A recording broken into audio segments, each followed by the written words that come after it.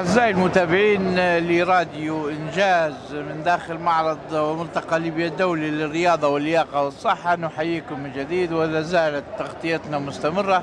هذه المرة أبطال من نوع جديد، أبطال صغار في السن، كبار في أفعالهم، سيكونوا أبطال المستقبل بالتأكيد في الألعاب الدفاع عن النفس. لعبة المواي تاي أكيد نتعرفوا على اللاعبة لوجين خميس.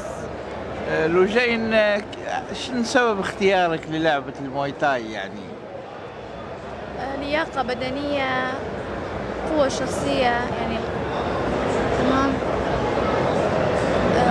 أنا نبي يكون اسمي، يعني نبي نكون بصمة بين المجتمع ونكون معروفة يعني بين الدول، ويعرفوا ان انا نلعب في الفنون القتالية، وانا نبي يعني يكون عندي اسم في اللعبة هذه، يعني في الفنون القتالية. ايش معنى اخترتي اللعبة هذه بالذات؟ يعني العاب الدفاع عن النفس متعددة، يعني شو سبب اختيارك لهذه اللعبة بالذات؟ هو السبب ان هي عجبتني. نعم. لو اخترت تايكواندو نلعب رجلين فقط، لكن خشيت كونغ فو، وحاليا هي توا بطولة مواي تاي، فلهذا شاركت فيها.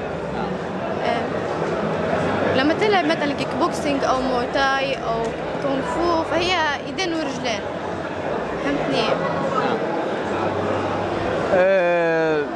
هل تشوفي انك انت تقدري تواصلي بالتزامن مع دراستك مع ظروف المجتمع بشكل عام؟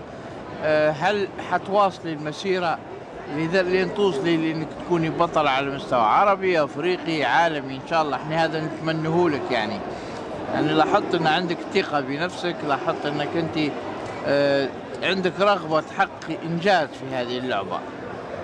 صح، انا نبي يعني يكون اسمي معروف يعني في الفن هذا. في نفس الوقت انا اخترته يعني ما بين الالعاب كلها، لان هذا يعني في استفادة. يعني لو تحطيت موقف مثلا خطير نقدر ندافع عن نفسي. أكيد. فهمتني؟ من يشجع فيك؟ هل لقيت التشجيع مثلا من العائلة؟ وين تدربتي؟ من يدربك؟ أهلي دعموني، ومدربي كوتش مجدي الشتاوي حتى هو دعمني وقف معاي، وأبلاتي وصحباتي وقفوا معاي. نتمنى لك كل التوفيق إن شاء الله، وإن شاء الله نشوفوك بطلة على الصعيد المحلي والصعيد العربي والصعيد الدولي. شن تقولي لزملائك ولكل من كان لي فضل عليك في هذه دخول هذا المجال؟ نتمنى لهم كل التوفيق والنجاح. وإحنا نتمنى لك كل التوفيق والنجاح وبارك الله فيك. شكرا. شكرا لك. تعال. ايضا معنا ضيف جديد، وان شاء الله بطل جديد يكون في لعبة المواي تاي. شو اسمك؟ محمد مصباح.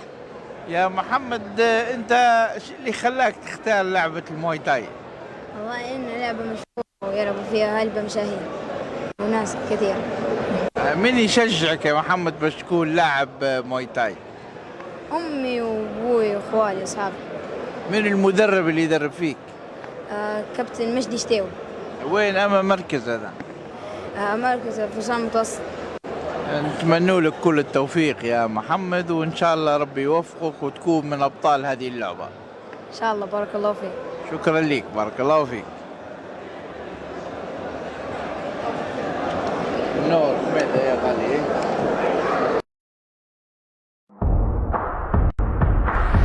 إنجاز. إنجاز منصة الرياضية، محتوى أكثر تنوع. هنا موطن الرياضة ومصدر أخبارك.